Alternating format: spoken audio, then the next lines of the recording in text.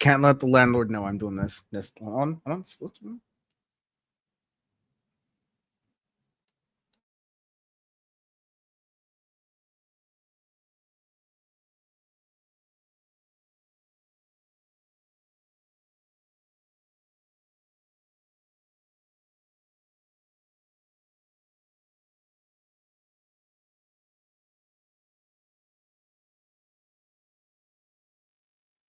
Yeah, that's a day-night smoke pack, honestly. Um, but no, hello humans. This is your detour, not a power report. This is just me. I need to speak about this very quickly. Just for a second. Hope you're all doing well out there. The video looks pretty bad on my end, but we're just gonna have to do it anyways. I'm on my better camera, but I just figured out that I'm not gonna point out, but my camera has a glitch. Anyways, yeah, at the Utah Valley University. Actually, no. Let me back this up.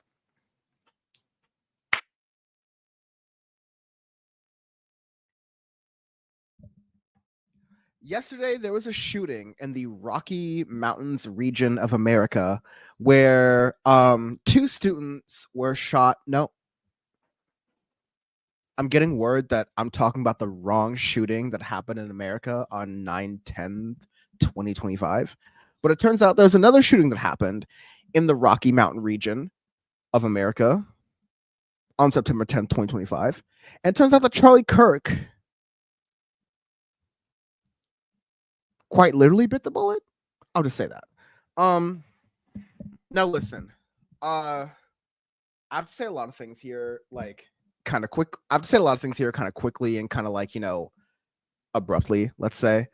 But let's just get brass tacks out of the way.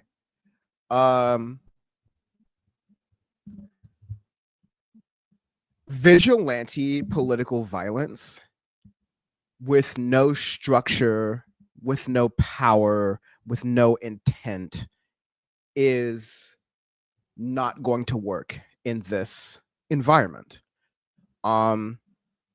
Also, let's not leave out of the fact that in Charlie Kirk's passing, that vigilante justice and this sort of like, oh, Lives of TikTok posts a video of a random teacher in a random part of the country who is being inclusive of the LGBTQ plus community, or like, Charlie Kirk, which he did several times in his past. Trying to point out on the day-to-day news something that would have benefited people who weren't European, and him having opinions about that. Like, I guess that's what I want to say in the rip from this video is that violence begets violence. And hi, I'm Dan from the internet. This is Detour. And I started covering Charlie Kirk in 2017. Around the same time, I made my legendary Ben Shapiro videos, which eventually became the influence for Hassan Piker's breakdown videos. And now Hassan Piker is like, a Twitch streamer. He doesn't endorse any of the statements I'm saying. I have not talked to him. These are my own opinions. Many of his opinions are also my own opinions. But in this case, my opinions are truly my opinions. All right. But like, I have seen where this ends, and I've seen where Charlie Kirk's politics start to eventually conclude. And I've seen this since 2017. And the fact that people are surprised, shocked, scared by this makes me think that people haven't been paying attention for as long as I have, perhaps as long as you have, the viewer. But, again, I've been paying attention to this shit since 2017. And the concern that I have is that in this moment, the right wing is going to use Charlie Kirk as a martyr, a phrase that, if you talk about it in the Israel-Palestine situation, makes you sound like a crazy person in American media, which is also the point. But like, they're going to turn Charlie Kirk into an avatar, if you will, to use a phrase that's also not American, but is well known in America and doesn't have the same stipulations. But like they're going to use Charlie Kirk as an example. And listen, Donald Trump can't invade Provo, Utah. Like he can't invade like fucking broke dick middle of the country Utah. I hopefully have a video about that coming out soon if they don't arrest me, about my experience traveling through the country. But like they're not gonna run Provo, Utah, okay? Like they're not gonna send ICE agents there. They're not even gonna send ICE agents to Salt Lake City, which I'm sure is like the bluest part of Utah, right? But I'm not going to get conspiratorial because I'm not conspiratorial, but I will just say it's very convenient that like there are all of these pretenses like, oh, big balls, my Elon Musk Doge guy got assaulted. Therefore, we're going to invade Washington, D.C.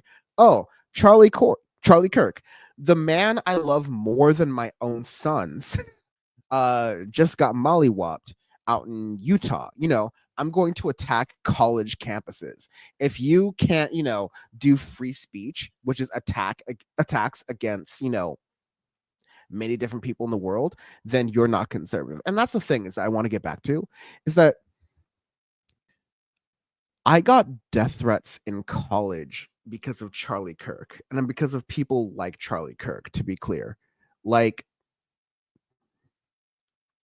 there's this whole thing, my entire political project, the Dan from the Internet political project, was done about people on the right wing taking these, free speech, shades and trying to pretend that by being quote unquote free speech warriors, they cared about ideas and opinions and wanting to share them.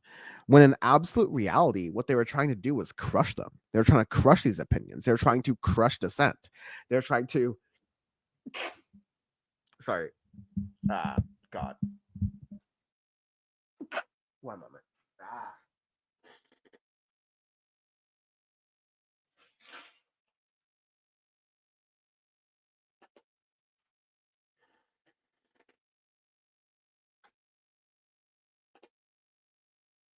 God damn it, that was on camera, but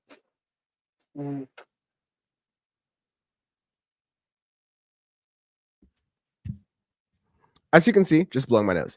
Anyways, but all of these moments of these people going on to college campuses were on camera. They specifically wanted to do it on camera to be like, look at this liberal get owned, get destroyed. Look at this woke leftist get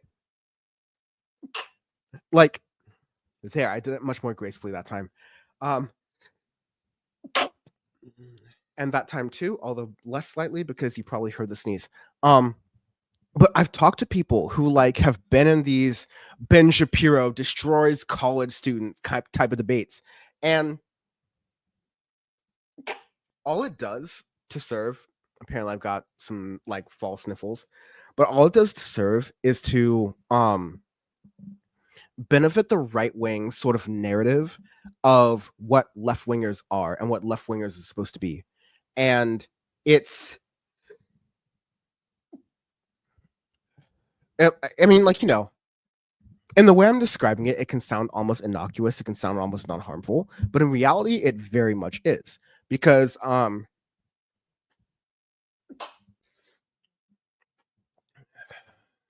Ben Shapiro once had that quote that was like, "Israelis like to build, Arabs like to bomb crap and live in open sewage."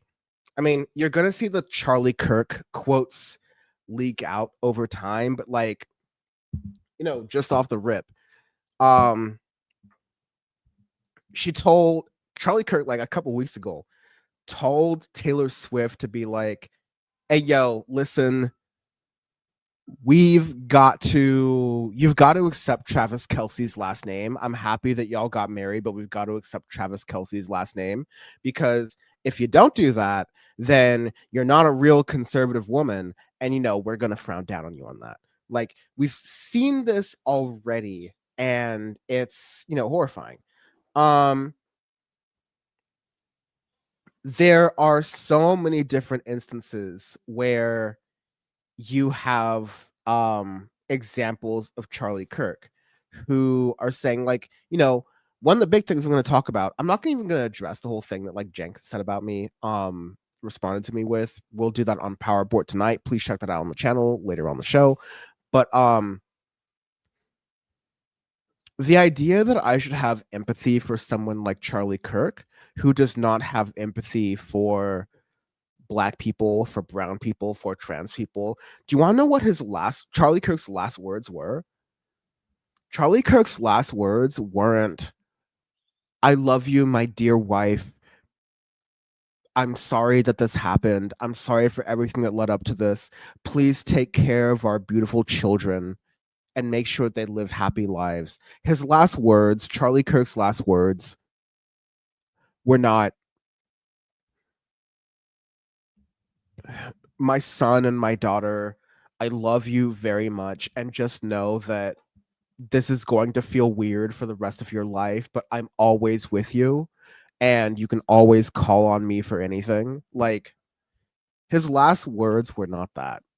His last words, Charlie Kirk's last words, were, ironically enough, talking about gun violence and equating gun violence to, like, "Oh, well, why don't we talk about black on black crime?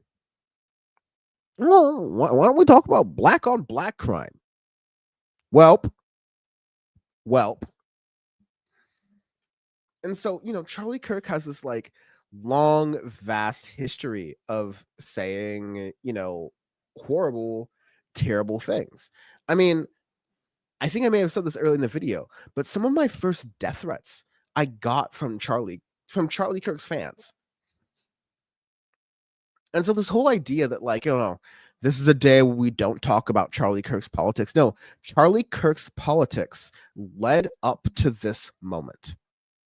And that's what I want to get to, is that, like, I agree with everyone who says that once political violence is done towards someone on the right wing, and, like, at the time speaking, we don't know who the shooter is, we don't know what their political motive is. Most shooters, first of all, in America as of late, miss, and second of all, like, most of these shooters don't have any cohesive ideology. Like, you can't tell, like, oh, they were going to Kamala and Tim Walz rallies, or like, oh, they were going to Trump and JD Vance rallies. Like, you have people who like crisscross the political spectrum. Like, it's really the like Obama 2008 and Romney 2012 voters you gotta watch out for, if I'm being honest. Like, it seems like those people who would flip in that way, or like, the Obama 2012, Trump 2016 voters, it's those people who have like no true coherent ideology, and in best case scenario just need to learn about their material conditions. It's those folks who are probably struggling the most. But let's just, on a brass tack situation here, Charlie Kirk motivated nationalist movements. Charlie Kirk cheered on ICE agents who were pummeling mothers and daughters and sisters and brothers and uncles and aunties and husbands and wives into the ground and punching them because they were running a fruteria, like they were running a fruit cart, or they were working at the Home Depot, and they were, doing these other different things. And Charlie Kirk cheered that on. Charlie Kirk cheered that on. They're doing all these things at the border, and Trump claimed they were just going after illegal immigrants, which, being undocumented is a civil case. Sure, you maybe go after people who have done felonies, like, violent criminals. You go after them the same way you would go after a violent criminal who happens to be a US citizen, with the full force of the law that we allow this to be at the time. But no, Charlie Kirk supported this whole thing, and people who wanted to have a beer with Charlie Kirk, or people who would sit down with an interview with Charlie Kirk, some of these people may have happened to have their sons who love them very much, and some of these people may happen to be governors of major US states, they seem to have no problem with this as this was happening. And so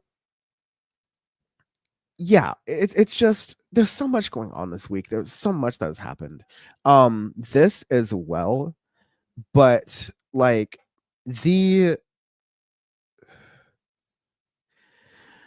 the time he said that, like, oh, the NBA is totally unwatchable. Oh, that's all the, race baiting comments he has. Like I said, I've paid attention to this man since the Ben Shapiro years of Dan from the Internet, since 2016.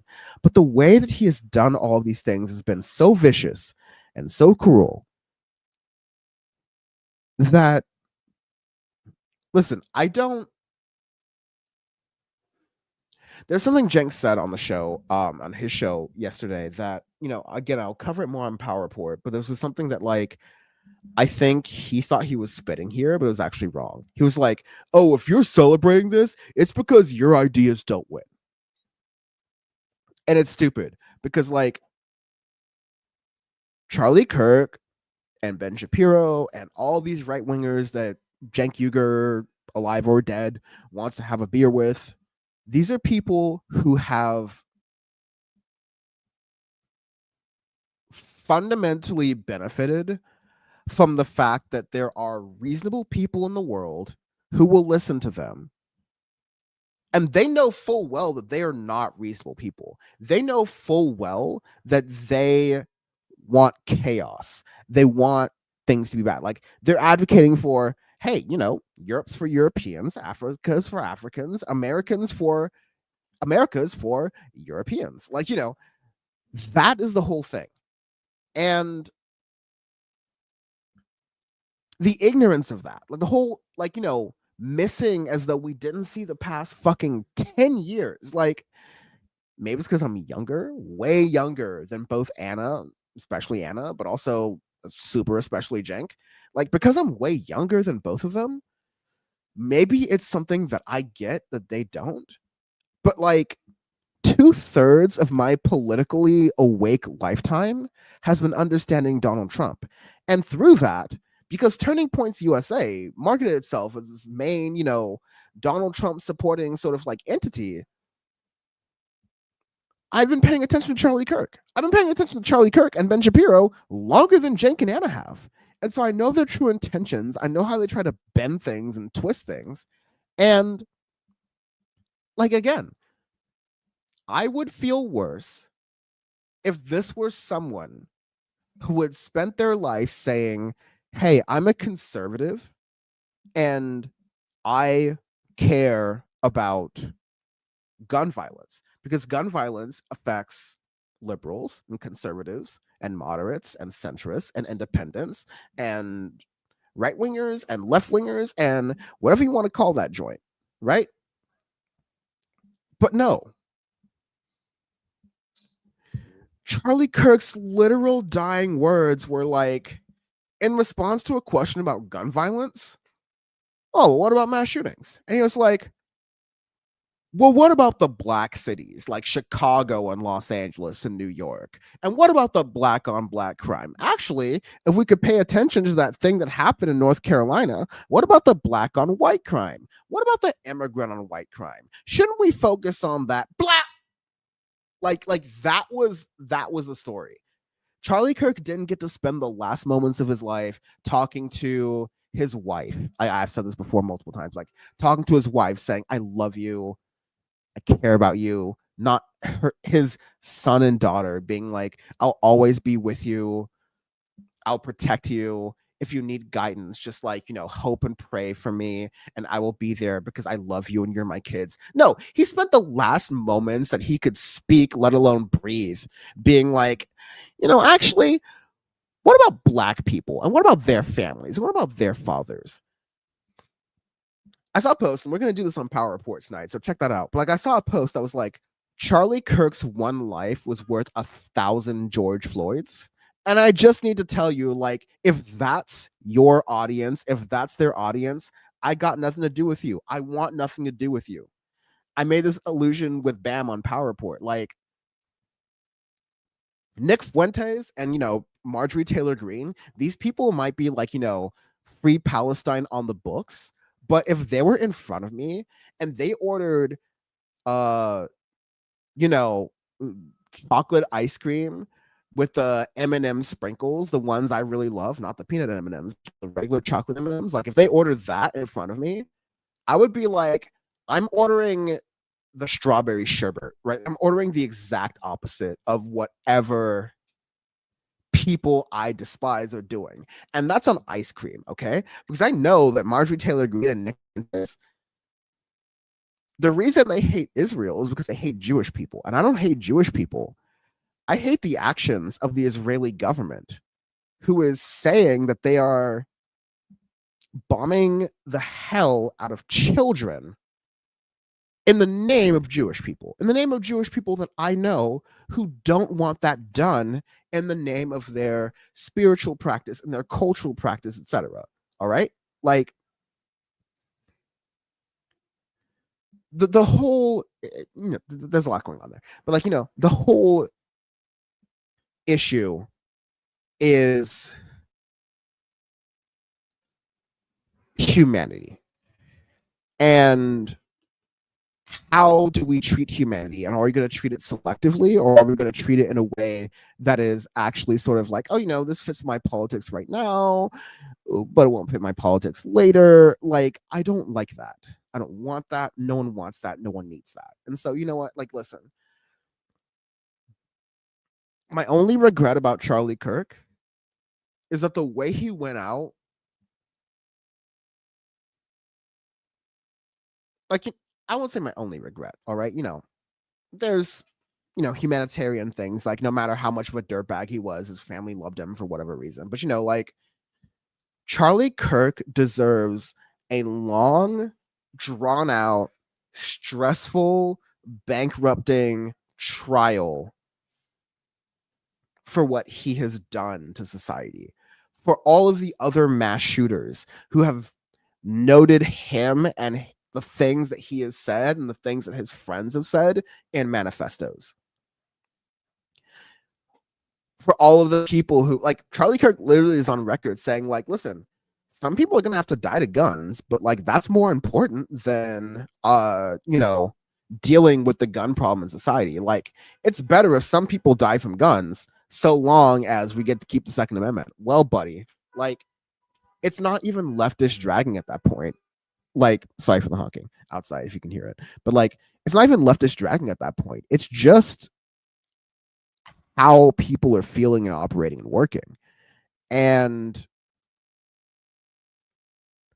yeah, if you don't see that, then it's very clear in your analysis of whatever you're doing, whether you're just like talking on the street or happen to host a large political show, that like, you're just not clear with that analysis.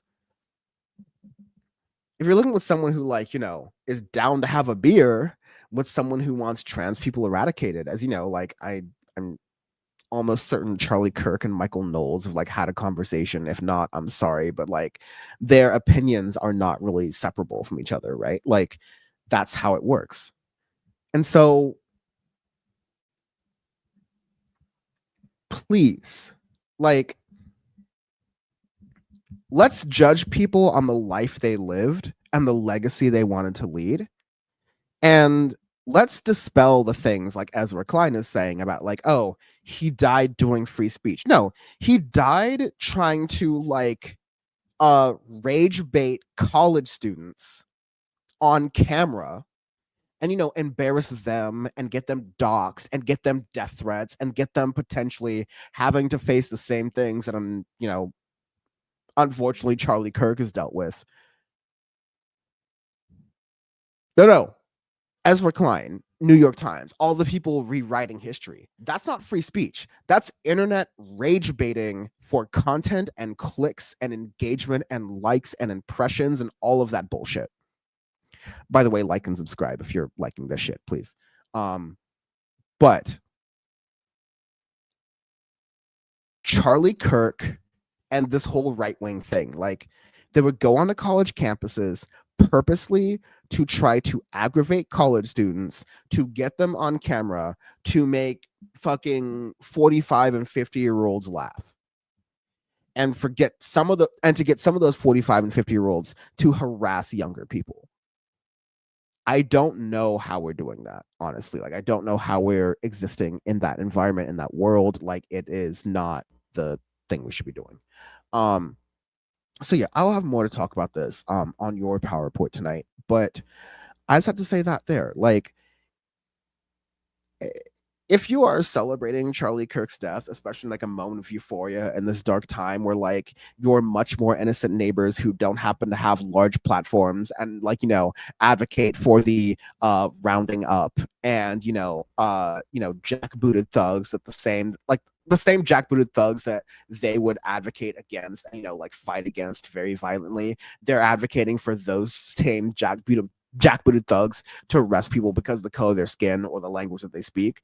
If you're going to have more sympathy for that person who is constantly espousing that versus the people who are currently experiencing that and have been experiencing that, especially when those people have less power than the person you're currently upset about, like, it's influencer brain.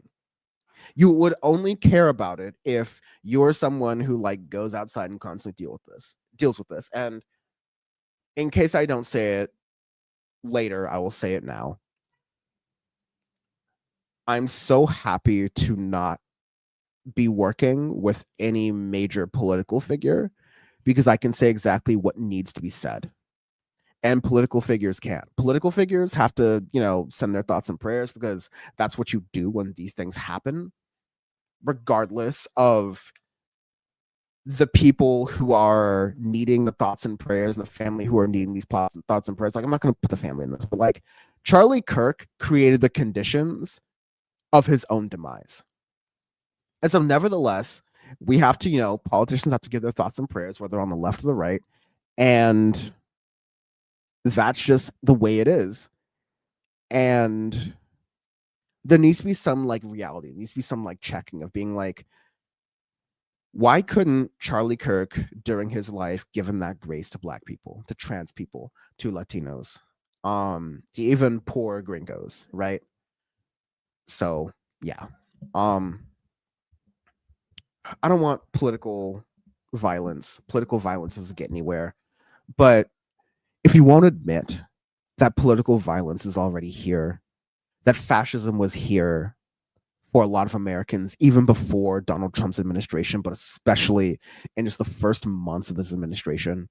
If you weren't if you weren't ready to reconcile that, then I don't know what to tell you. This has been your detour. Thank you very much. Thank you to all the channel members. Thank you to everyone who is listening and watching. I appreciate y'all super much. I'm just gonna give some shout out to Angry Panda, shout out to Pinkerbell, shout out to HFE, shout out to Just Call Me Megan, Icky Kitty, HBZ, J Taz, MN, like, Rachel, Sassy, Etch, and yeah, Heath again, and Samuel. A lot of you agree with me or a lot of you disagree with me, but like, shout out to all y'all for making the show happen. Shout out to all the channel members. Please become a channel member if you want to make sure this keeps happening. We can keep doing this. But to borrow a PowerPoint phrase for this detour, the power is always within you. So please be careful out there. And also sit with two things: that political violence is terrible. Like, Bernie Sanders almost got shot like a congressional baseball game. That's very bad. Like, I'm sorry Charlie Kirk went out that way, because a long drawn out justice process where he has to rot in a concrete cell for the rest of his life for the things that he's done was a better punishment than what Charlie got. What happened here was no jury, no trial, no going through the things he did, no putting it on record. It was just this very quick act. And I have opinions about this act, but we will talk about it another time. All right. Cheers.